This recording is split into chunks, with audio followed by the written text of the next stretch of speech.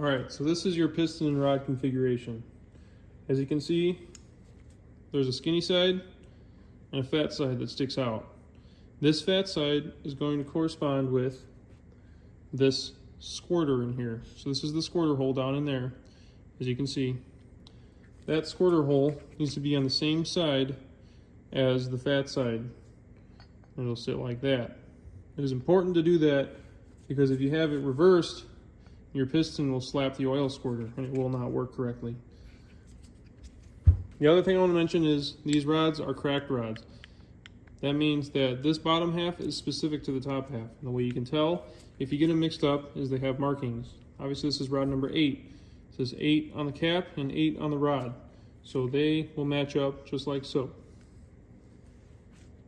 Now your piston rings.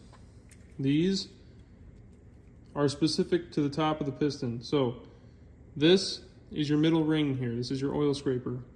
That marking right there, if you can see it, says top. This needs to face towards the top of the piston. This is your uppermost ring. It does not have any markings on it. At least in my set it does not. So it does not matter which way it goes on. Then these two make up your oil ring. So this goes inside of this ring here. And this is what lubricates your cylinder walls. Now, when you're installing your rings, usually I just use a ring tool. Now, I've heard of guys that roll the ring around. Basically, you start here and you feed it around, but I would rather not take the chance of breaking a ring and do it with the tool. So first and foremost, you want to start with your oil ring. So this is pretty simple. Just comes on right here, then you collapse it right there. Now, keep in mind that this gap here, you want this gap 180 degrees, which is this marking. You want the other gap of the oil ring to be on that marking. Now, the reason for this is because when you set your piston rings up, you're going to have them in all four corners. So you're going to have one at 3 o'clock, 6 o'clock, 9 o'clock, and 12 o'clock. And the reason for this is so that you don't have an even gap going straight down. You want them to be offset. All right, I take that back about the top compression ring. The top compression ring does have a top side. After looking at it a little bit harder, there is like a super puny dot right where my finger is. I don't think you'll be able to see it. Maybe I can get it in the light, but super tiny little dot right there. That signifies that it's for the top. Kind of stupid how I don't just put top on it, but so top and bottom compression rings do have a top face and they need to be facing towards the top of the piston. All right, so now that all the rings are on the pistons, we're going to take a little bit of this oil treatment, kind of rub the inside of the rod bearing there, or the wrist pin bearing, and then take a piston, and then also get a little bit on the inside of where that wrist pin will ride. So these wrist pins are full floating. That means that they'll float inside here and inside here. They're not pressed in. So when you're assembling these, the wrist pin should be able to slide through with ease. And once it's in, you can put your clip in, and then you'll be set to go. But remember, this oil squirter, or this hole here, not either of these, there's two on the bottom, one on the top. That top one needs to be on the same side as the fat end of the rod. This goes for all 8 of them. Now that all the pistons and rods are assembled with the rings, I'm going to move back over here. It's been about an hour. We're going to torque down these bolts here. I believe these are 60 foot-pounds. And after this, we're going to start installing the pistons and the rods. So when you're torquing these bolts down, make sure that you only do these ones at 60. These two right here, this one and this one, will go directly into the bottom oil pan. These are not 60 foot-pounds. You're going to have to look these ones up. These are different. The ones that go directly into the block are 60 foot-pounds. All right, so now we're going to be installing the piston and rod assemblies into the block. So these bearings are going to go about the same process as the main bearings. So you have these notches here on either side. Only one of them is going to get used. So when you take your bearing, you have this notch on one side. It'll slip into the notch on the rod cap, as well as the same notch on the rod itself. So when you're installing these pistons, you want to know that this arrow here points towards the valley. So you want it pointing up. And when you're installing the pistons, before you put your ring compressor on, you want to line these rings up so that the first one is between 1 and 3 o'clock, or 12 and 3 o'clock. The second one here is between 6 and 9. And then you want this oil ring between 9 and 12.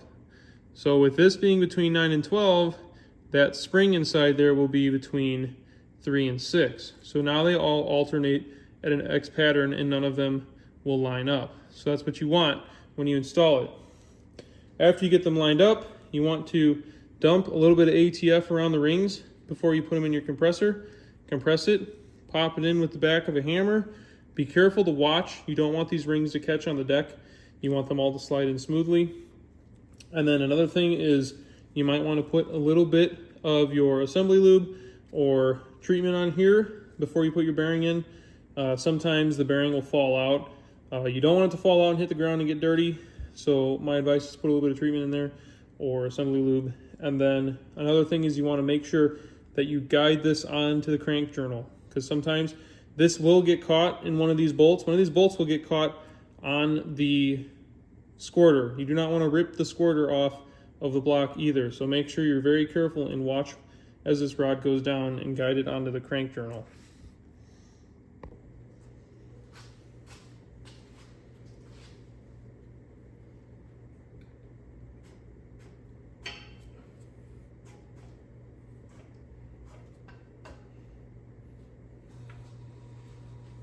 All right, now we'll grab our rod cap and our 2 rod bolts.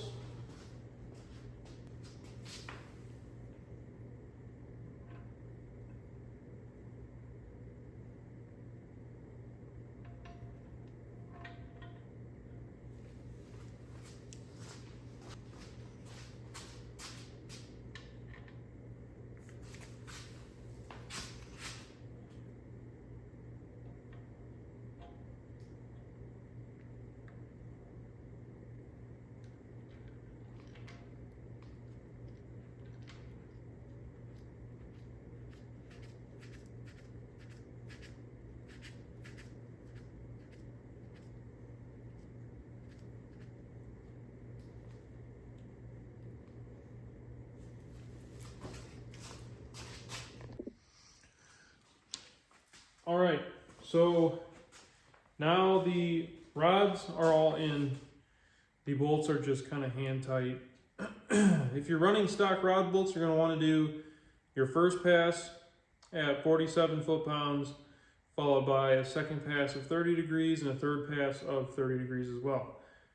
Since I'm running a different style bolt by KB Diesel, they recommend, or they specify, that you need to do 95 foot-pounds for each of these rod bolts. So that's exactly what I'm going to do.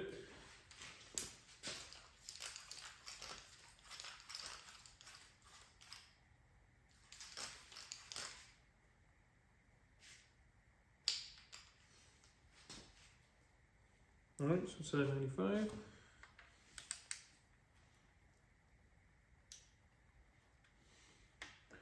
Gonna get these snug real quick.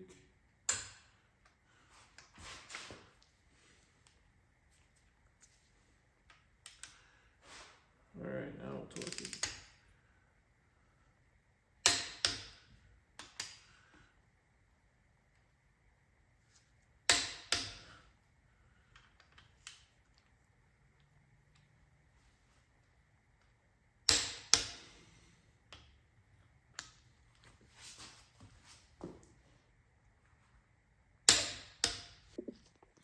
All right, so in order to get your engine to rotate over while you're torquing the rod bolts, you're going to want to use the flex plate again. Basically just put it in, turn it over until you get to your next set. So I'm right there. I'm going to do another pass of 95.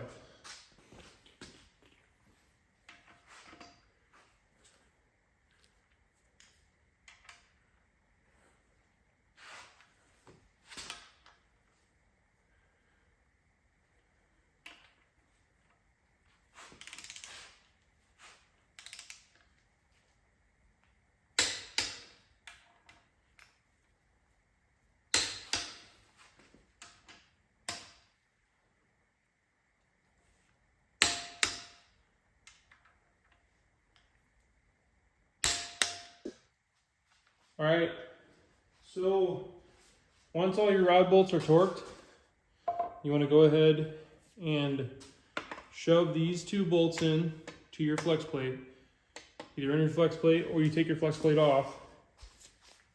And then you can take a pry bar and basically just make sure that you can turn it over.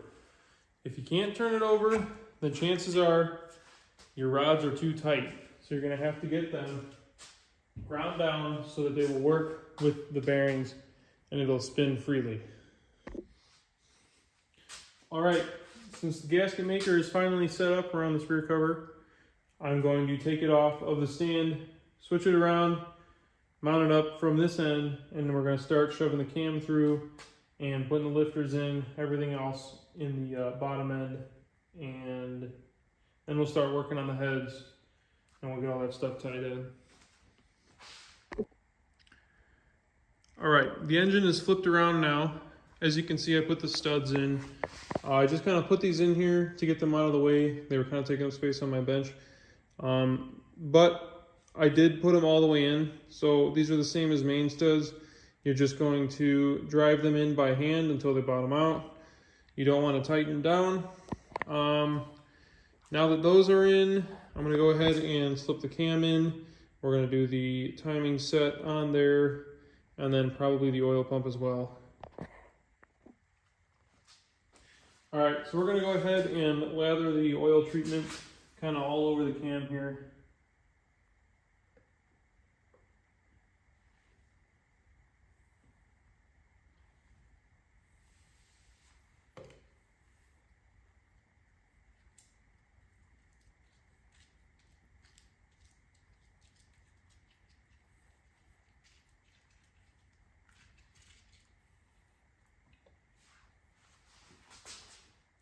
The easiest way that I found to put the cam in is to place your cam gear back on it, lift it up, and now use the cam gear as your leverage. And we'll just slowly work the cam into the bearings here.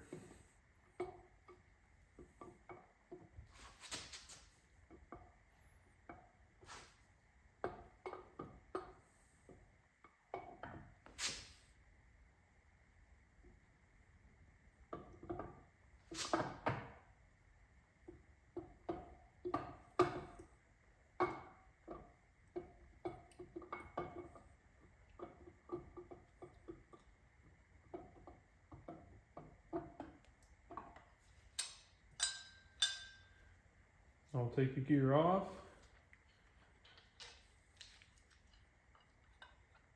Just push it through. Right, now the cam is in. All right, so now you install the cam thrust plate here. These bolts are 16 foot-pounds. And after that, we put the cam gear on. Now, if you look closely, you can see there is a white timing mark. Well, it's not white, but there is a little dimple in the crank. This matches up with these 2 dimples on the cam gear. So the little one needs, or the dimple on the crank needs to be between the dimple on the cam gear. So it's going to look something like this. you can see that these two dots on the cam gear correspond with this dot on the crank gear, and it goes right between the ones on the cam gear. All right, so now we're going to install the oil pump. So the oil pump here has two studs. These studs, you'll have a flange gasket, and this will bolt to your pickup tube. Now on the top side here, there is a little notch. This is for an O-ring. Now this O-ring was not included with my kit. This was actually outsourced from the auto parts store. I don't know if they just forgot it or if they just don't include it, but regardless, I have it now so we can install it. These two dowel pin holes here will line up with the two dowel pins here on the block and here on the block. So this O-ring will fit around this open galley hole here. If both of these are open, you're going to have to get this bottom one plugged off. So basically, you want to get a little bit of assembly lube on this, just keep it in place while you put your pump on, and then your pump will kind of just sit like that. And then you'll bolt your pickup tube up to there, and then you'll be ready to throw the pans on. So these 4 bolts here for your oil pump are supposed to be torqued down to 15 pounds. Once you have those on, you can go ahead and slide your reluctor wheel on there. You cannot get the reluctor wheel on unless that oil pump gear is off. So once that is on, then you can get your gear on there. I also want to make note that this reluctor wheel hangs into the upper oil pan. So you want to make sure that you have this gear and this reluctor ring assembly on before you put that upper oil pan on. If you don't, then you're going to have to pull the pan back off, put this on, and put the pan back on. So like I said, after this is on, we can go ahead and slip our oil pump drive ring on there, or gear on there. Go ahead and torque that nut down. So we're not going to be able to torque these two just yet. And the reason for this is because if we try to turn it, it's just going to turn the whole rotating assembly. So what we're going to have to do is finish up as far as I can get, not including the front cover. And then we're going to have to put the flywheel or the flex plate on the rear of the engine. And then you have to have a flywheel lock. So it's going to lock the flywheel in place up against the rear cover, and then we're going to be able to crank these down and torque these nuts and bolts down to their proper spec. Now that the cam is in, I'm going to go ahead and install all the lifters and the lifter keepers. So just like the wrist pins, we want to lube up this bore here on each of these lifters. This is going to help them slide into the engine a lot nicer, and then it's also going to prevent a dry start between the lifter and the block wall. So as you can see here, this shiny part is what rides inside the block. So you want to go ahead and lube this. And then also throw a little bit on the rollers themselves, because these will be making contact with the cam. So you do not want that to be dry either. All right, now on the underside of the motor here, we have the pickup tube installed. These nuts, along with these bolts back here, are torqued 18 foot-pounds. So with this installed, along with the oil pump, the reluctor ring and gear assembly, as well as the pump gear, all of this stuff can now be covered up with the upper oil pan as well as the lower oil pan. We just got to make sure that everything's good to go. Gasket surfaces need to be cleaned. Obviously, this is very oily with the oil treatment that I was using. So we're going to clean this up, apply our gasket maker, and go ahead and put the upper oil pan on. Alrighty, so we got the oil pan on here. The upper oil pan, we did the gasket maker, hand tighten all these bolts all the way around, and then let it set up for an hour, and then torque them down to 15 foot-pounds. And then after these were done, we moved on to the lower oil pan here. These ones, it has a gasket in between there.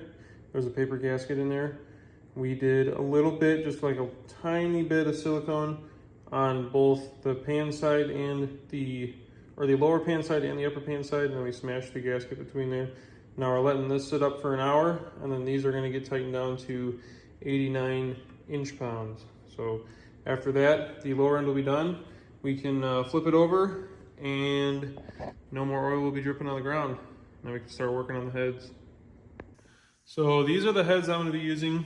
They're just factory LV7 heads. Had the decks surfaced, or I guess ground. Whatever needed to be taken off to make them flat again. Machine shop did a pretty good job, but what they didn't do was they didn't grind these valves down. I didn't put new valves in them.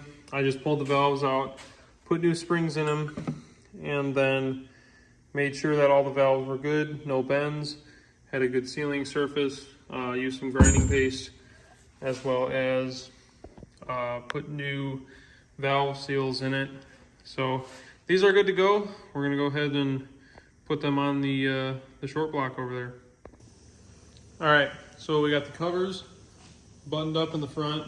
As you can see, I went ahead and I stuck the fan clutch pulley on here. I went ahead and rebuilt this, pulled it apart, re-greased the bearings, and then put it back together.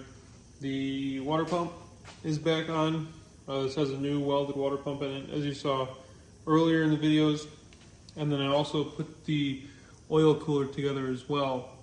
It's pretty straightforward. There's only a couple O-rings and seals in this kit. All of them are going to get used. As you take it apart, you'll figure out which ones need to go where.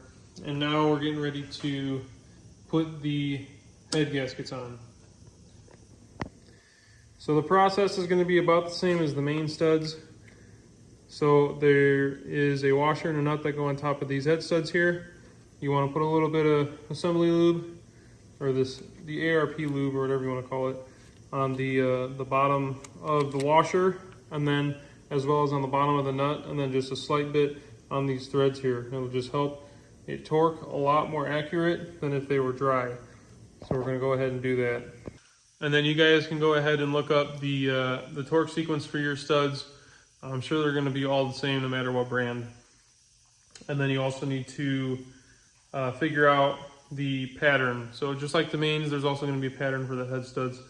And basically just follow the pattern, torque sequence, and you'll be all set. All right, so for the rest of the video, it's going to be pretty straightforward. I'm not going to go too much more in depth. It's just pretty much covers at this point. But when I get to doing the injector cups and the rockers, I will do a little bit more in depth. I'm going to show you guys real quick the flex plate. I put the flex plate on, and I drove the rear main and the front main seals in. You guys do need a specific driver for those. Do not try to just put them in with a mallet and just tap around the edges. That won't work. They are pressed onto the crank and into the case, so you need the proper depth seal drivers for them. So as you can see, I have it on the ground. This was because I was putting the flex plate bolts in. This is a billet BD flex plate, and then with the ARP hardware. These I had to torque down to 250 foot-pounds.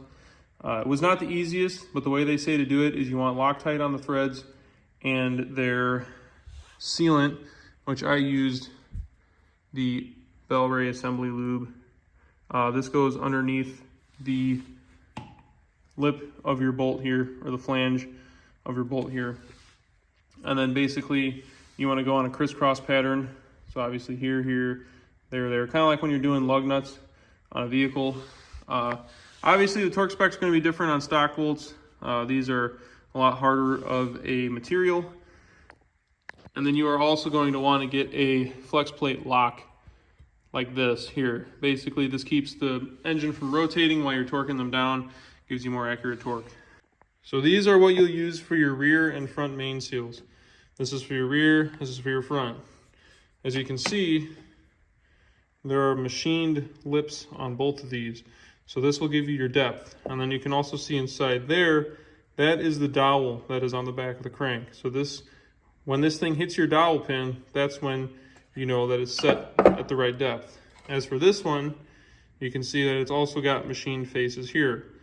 This will fit pretty snug around the snout of your crank, and then these obviously will fit into the pins, or the pins will fit through here from the front of the crankshaft. So I went ahead and used a punch handle and then obviously I had to make it a little bit thicker, so I just used a little bit of masking tape and electrical tape, and it slips in there very nicely. This is just so it's evenly distributed and centered. You don't have to do it this way. I've seen people just use mallets and kind of just tap it around the side, but I think this works a lot nicer and it's a lot more professional.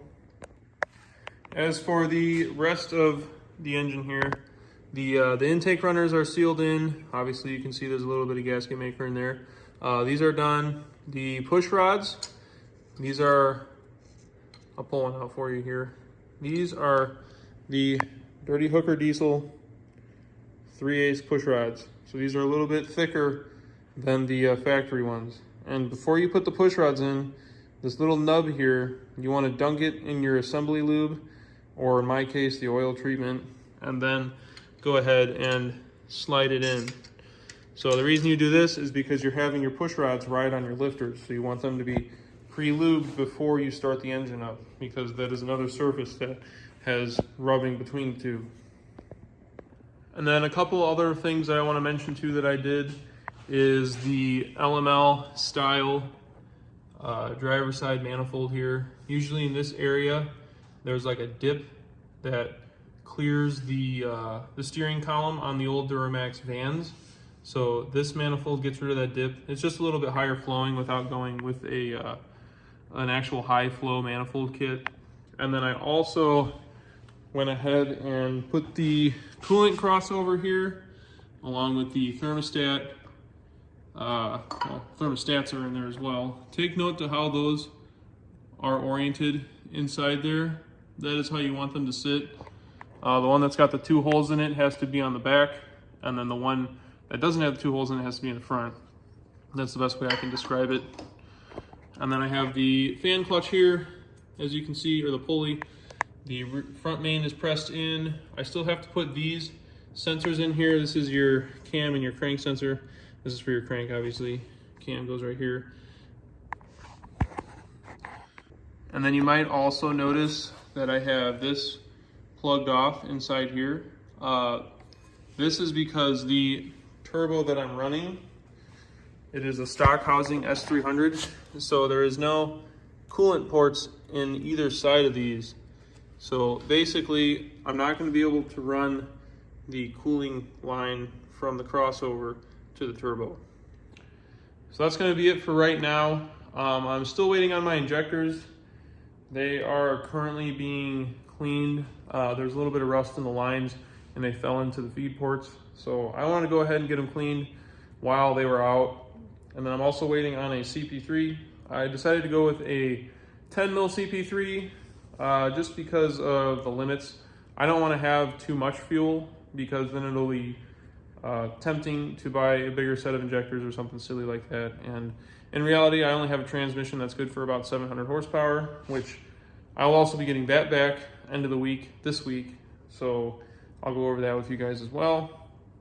Other than that, I just have to finish cleaning up everything, and that should be about it. It should be able to go back in the truck and possibly run by the end of this month. That is what I'm hoping for, but I'll keep you guys updated for sure. But other than that, that's going to be about it for this video. Thank you for watching, and stay tuned for the rest of the build.